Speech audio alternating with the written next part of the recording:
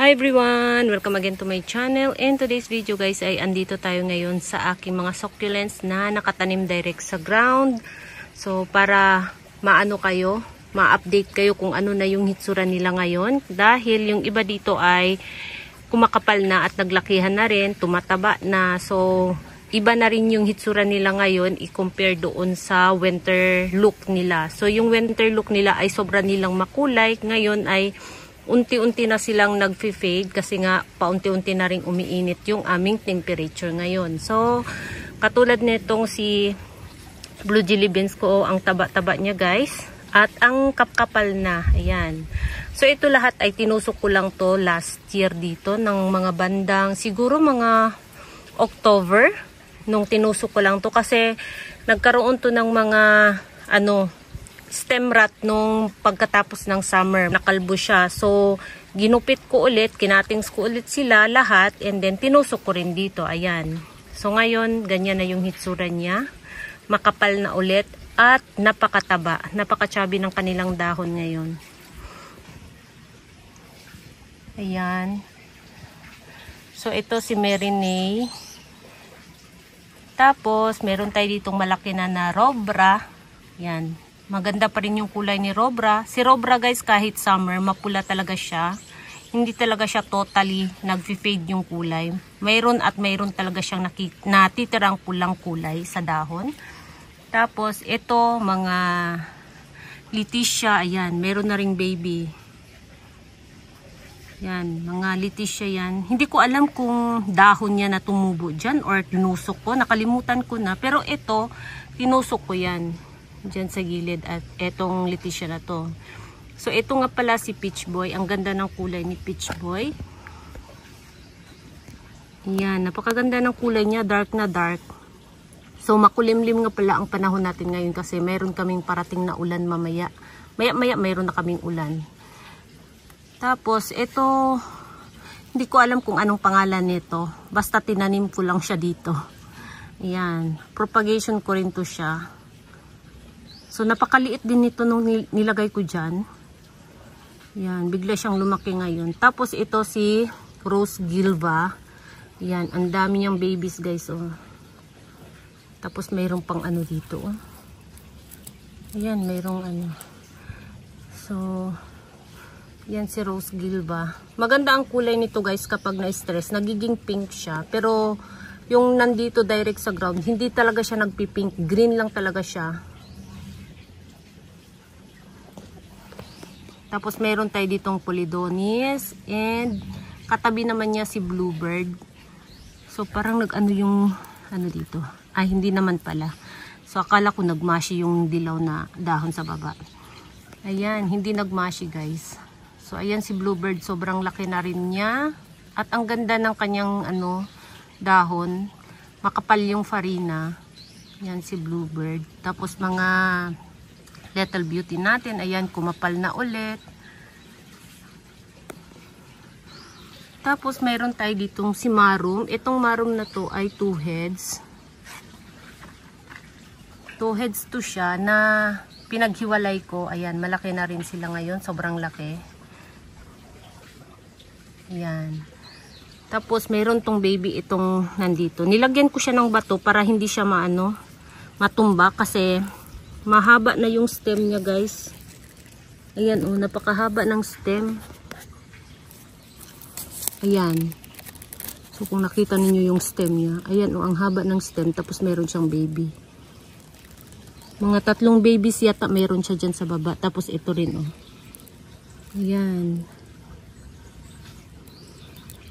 Tapos yung mga dyan, yung iba, katulad nito ay mga dahon yan galing sa flower stalk na nilagay ko lang dyan. Tumutubo sila ng kusa. Mayroon tayo ulit na Bluebird. Ayan. Tapos dati mayroon ditong nakatanim na malaking frill. So yung malaking frill ay tinanim ko na siya doon sa malaking pot din. So ngayon, na siya guys, marami siyang babies at malaki na rin. So next time, yun na naman yung ipakita ko sa inyo kung ano yung hitsura niya. Yung tinanggal ko dito na frill. Dito banda. Tapos, ang pinalit ko ay itong mga jelly beans. Ayan. Hindi na sila sobrang red ngayon. kumukupas na yung kulay nila kasi painit na ng painit yung temperature namin. Ayan. Tapos meron tayo ditong kusang tumutubo na sedum. Merong sedum dito. Ito naman si Graftoveria Moonglow.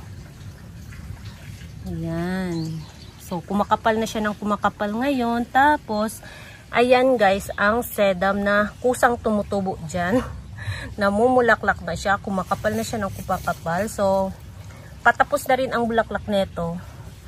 Tapos kapag katulad niyan, 'di ba, nagkakaroon siya ng stem, pumapangit siya. Tapos pag pinutol mo yung mga ano niya lahat at itira mo na lang yung pinakapuno niya, wala na siyang dahon. Magkakaroon na naman siya ng bagong ano, ayan oh. Ganyan. So kakapal na naman siya ng kakapal ulit. Tapos yung mga nahulog na dahon, kung saan-saan, tumutubo na rin ng kusa. Nandyan, oh, mayroong tumubo dyan. Oh. Ayan, oh. Ayan, guys. Tumutubo lang siya ng kusa. Yung nahulog na mga dahon kung saan-saan. Katulad yan, oh. Ayan, oh, meron din dyan, oh. So, hindi siya mahirap alagaan. Tapos, napaka-frost hardy din nito. Itong sedum na to. Ayan, ang taba ng ating ano dito, oh. Ayan, oh, ang taba ng kanyang mga babies. Si Purple Delight. Tapos, eto naman si ano, Elegance. Ayan. Ang ating Elegance. Tapos, ito naman si RG. So, ayan, ang kakapal na niya, guys. Ang dami niyang babies. Kumapal na siya ng kumapal. Ang ganda pa rin ng kulay niya. Hindi siya green na green. Para siyang ano, yellow green. Ayan. Yung kulay niya. Yan, mayroon pang natirang kulay sa dahon niya na pula. Tapos, ang dami niyang babies. Ayan, oh. Mayroon na naman siyang bagong mga babies sa ilalim na naglabasan. So, isang puno lang to. Ito yung pinakapuno. Ayan, ito. Itong makulay na dahon. Yan yung pinaka-mother plant. Tapos itong mga ano ay naglabasan na lang yan sa stem ng mother. So ayan, nag-cluster na siya.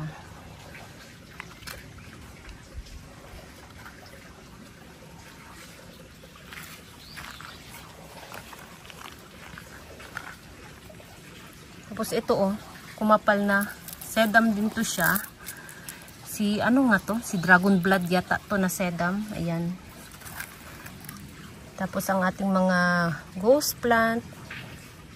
Tapos meron tayo dito. Ayan si Mira guys. Ito na yung hitsura niya. Ito yung pinakapuno. Ito. Itong malaking rosette. Yan yung pinakapuno. Tapos ito lahat. Mga babies yan. Ayan. Ito rin. Ayan. Mga babies na yan guys. So yung mother plant lumiit siya ng lumiit. Tapos nagkaroon naman siya ng maraming baby. So parang kasing laki na lang niya yung mga babies niya ngayon. Yan. Yan, nag-cluster na siya. Tapos, ito naman, ayan. Ito ang pinaka-mother plant. Tapos, ayan, meron na naman siyang bagong mga babies na nilabas dyan. Ayan, ang dami, diba?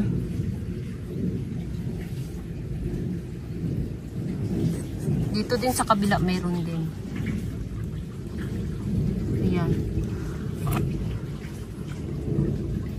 Talagang ano na siya guys, kumakapal na siya, nagka-cluster na sila.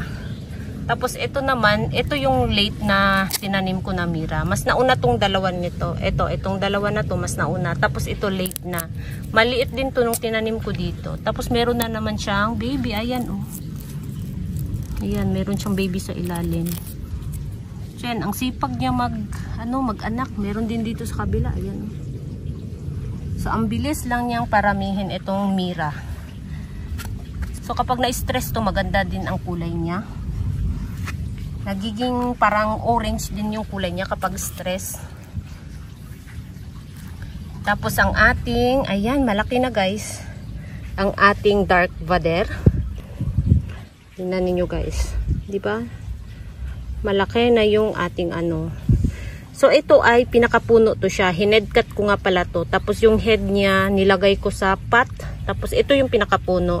Naglabas siya ng 4 na babies. Ito, 1, 2, 3, 4. Tapos, ayan, malaki na yung mga babies na nilabas niya sa puno. Tapos, meron na namang bago. Hindi ko alam kung flower to. Itong mga nandito na lumabas. Hindi ko alam kung bulaklak to or babies. Kasi parang wala namang nagpahiwatag na ano siya, bulaklak siya. So, ito, pwede ninyo tanggalin tong ano, para kung gusto ninyong i-propagate. Ayan, itong dahon na to. Ayan, para ma-propagate ninyo. Pwede ninyong tanggalin. Tapos, ito yung hinedcut ko naman, diba? Nandito na siya, guys. Ayan. So, kulubot na kulubot to nung nilagay ko dito ngayon. Ayan. Matigas na yung dahon niya. Ayan. Healthy siya dito. Tapos, ito malaki na, oh. Ang ating, sino nga to? Si Graptoberia Harry Watson. Ayan. Malaki na siya, guys. So, tinanggal ko nga pala. Dalawa yung baby niya. Ito at saka ito. Ito, tinanggal ko dito sa gilid. Kasi, para ng, ano, malapit to siyang matanggal. So, tinanggal ko na lang talaga siya ng tuluyan. At tinanim ko siya dito. Ayan. Meron na naman siyang baby. Ayan. Dami yung baby. Doon din sa kabila, meron din siyang babies. Tapos, meron tayo ditong si Fanfare, ayan. Kumapal na rin siya. Tingnan niyo guys, oh. Yan, oh. Ang sipag din niyang magkaroon ng mga pups doon sa stem. Ayan. Ang dami din yung pups.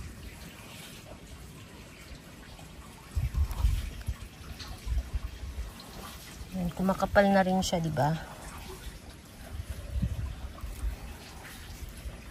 Tapos meron tayo ulit dito na robra ulit na naman.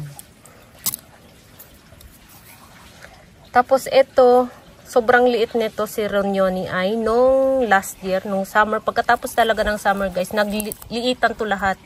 So, gaano pa siya kaliit? Mas maliit pa siya dito. Oh. So ngayon, ayan, unti-unti na naman siyang bumabalik sa dati. So, kailangan ko na yatang maglagay ng UV cut dito. Ayan, oh, yung dulo ng dahon, oh, nagkaroon na siya ng, ano, sunburn.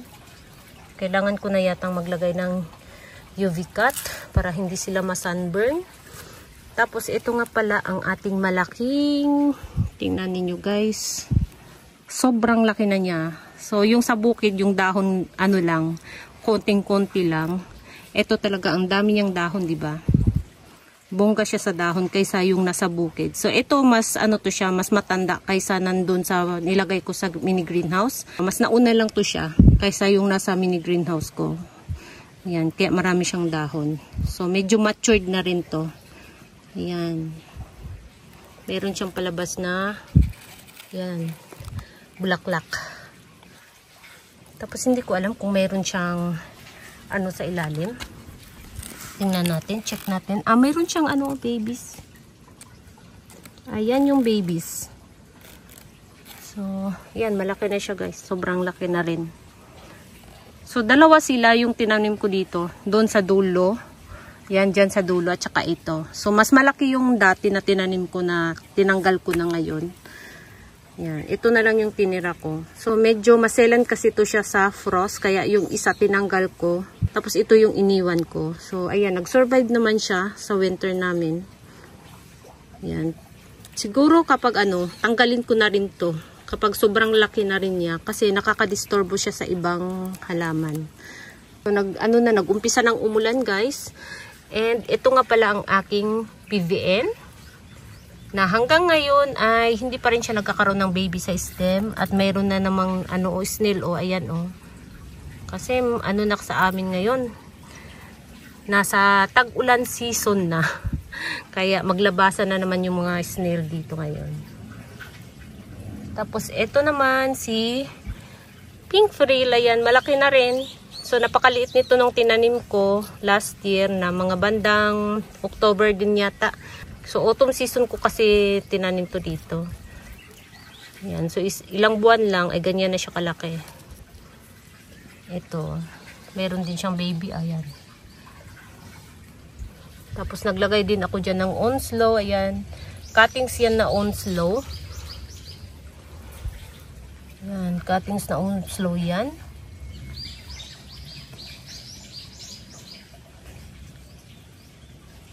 So, ayan guys, yung improvement nila dito. Pati ito si Tapos ay medyo malaki na rin ang baby. Dalawa yung baby niya, ayan. Parang marumi yung dahon niya. Tapos, ito naman si Peach Boy. Ayan, Peach Boy uli. Lipat tayo dito. Ayan si Peach Boy. Maganda yung kulay ni Peach Boy, oh. Yan ang ating Peach Boy. Tapos, meron tayo dito si Christmas Eve. Tapos, ito si Aurora. Ayan, kumakapal na sila. Yan. Daming baby pala nito. 3 dito. Tapos dito sa kabila, parang 2 o 3. Ayan.